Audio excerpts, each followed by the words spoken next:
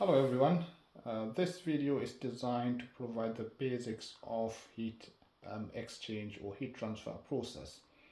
Now, as you know, heat exchangers are equipment that aid the transfer of heat from one fluid into the other.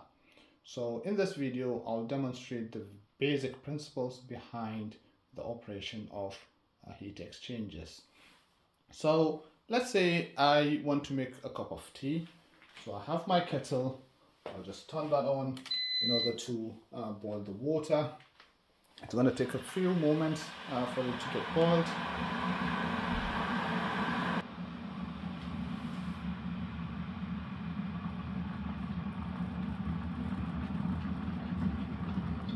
Right, so my water just boiled. So what I want is to make a cup of tea. Just pour that in.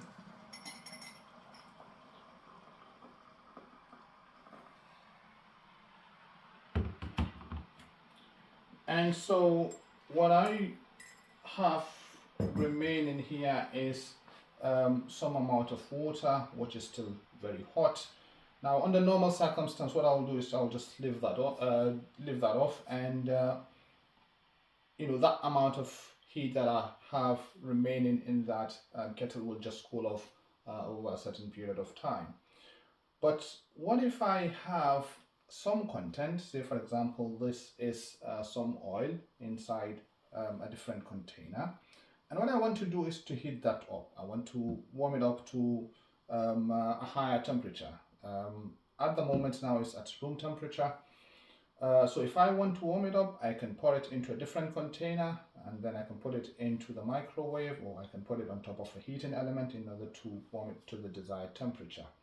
But in this case, given that I have already some amount of heat, and this amount of heat would just go to waste, because obviously if I leave this kettle for a few hours, what would happen is that would just cool off.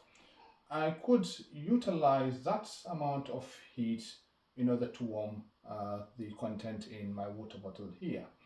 So what I could do in this case, this is safe for me to do so, please don't try this at home.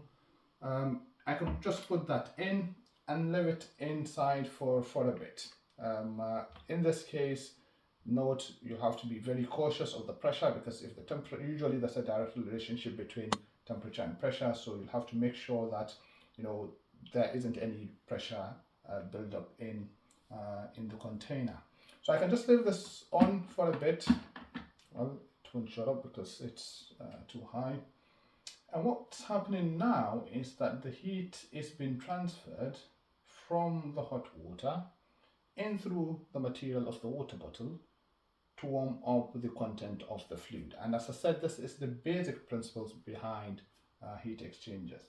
Now in this case it's a batch process, because we're leaving this sit for a bit. It's a batch, we're not having any continuous flow.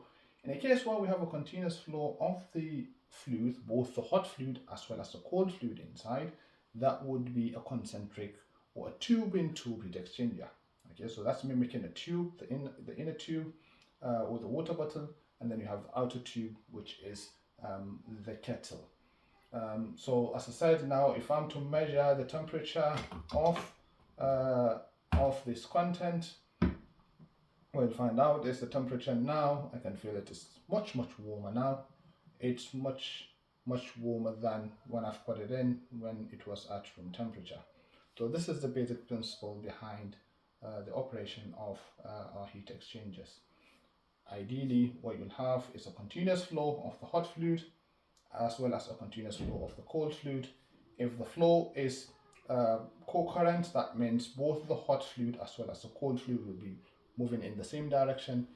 If it's a counter current, then it's the opposite direction. The cold fluid is coming in from one end, and then the hot fluid is coming in from the other end, and then they're living at different ends. Thank you very much.